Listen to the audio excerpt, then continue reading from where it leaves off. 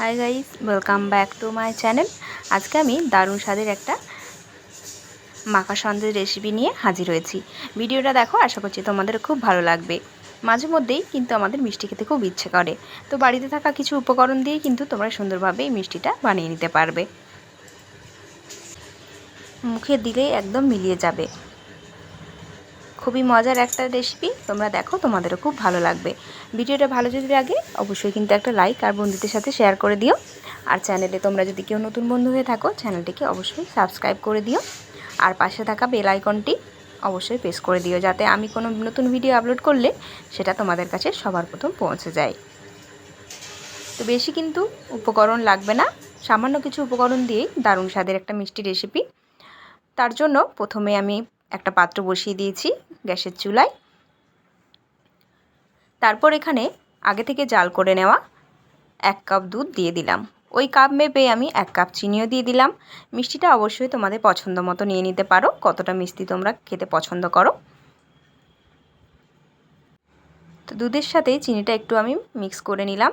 তারপর যখন খুব ভালো করে ফুটে আসবে, এখানে দিয়ে দেব বড় কাপের 1 কাপ গুঁড়ো দুধ। তো গুঁড়ো দুধটা দেওয়ার সময় অবশ্যই কিন্তু অনবরত নাড়াচাড়া করে গুঁড়ো দুধটাকে ঘেঁটে নিতে হবে, নাহলে কিন্তু দলা বেঁধে যেতে পারে। এই সময় গ্যাসের ফ্লেমটাকে একদম কমিয়ে রেখেছি।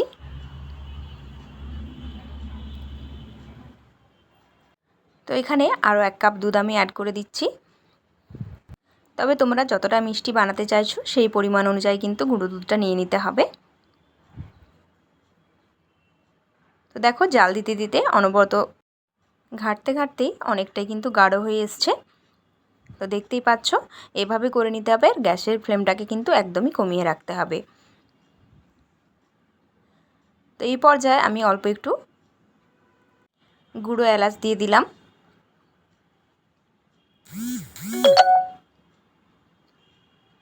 তো এলাচটা দেওয়ার পর আমি একটু মিশিয়ে নিচ্ছি।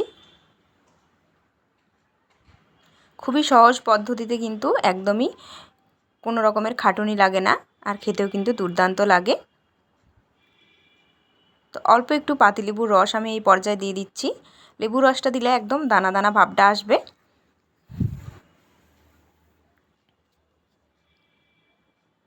দোকানে তো প্রায় আমরা এই মাখা সন্দেশ কিনে খাই, তবে বাড়িতে একবার বানিয়ে দেখো, আশা করছি তোমাদেরও খুব ভালো লাগবে। বাচ্চাদেরকেও কিন্তু এভাবে তোমরা বানিয়ে টিফিনে দিতে পারো। তো অনেকটাই দেখতে পাচ্ছ গাঢ় হয়ে এসেছে। এই পর্যায়ে আমি গ্যাসের ফ্লেমটাকে অফ করে দিয়েছি। তো যেই পাত্রটায় ঢালবো আমি অল্প একটু ঘি ছড়িয়ে নিলাম, ঘিয়ের গন্ধটাও খুব ভালো লাগবে। তারপর ঢেলে নিচ্ছি।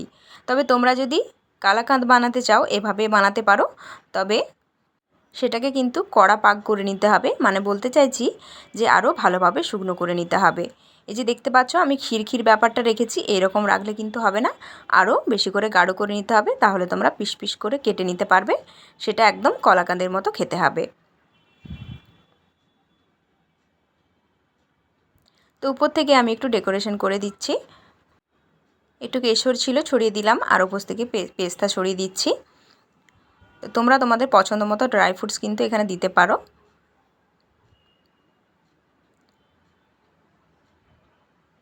বাইরে কিছুক্ষণ রাখার পর ঠান্ডা হয়ে গেলে ফ্রিজে রেখে ঠান্ডা করে নিতে হবে।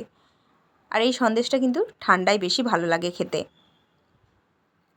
ফ্রিজ থেকে বের করে নিয়েছি, মাখা সন্দেশ কিন্তু একদম রেডি।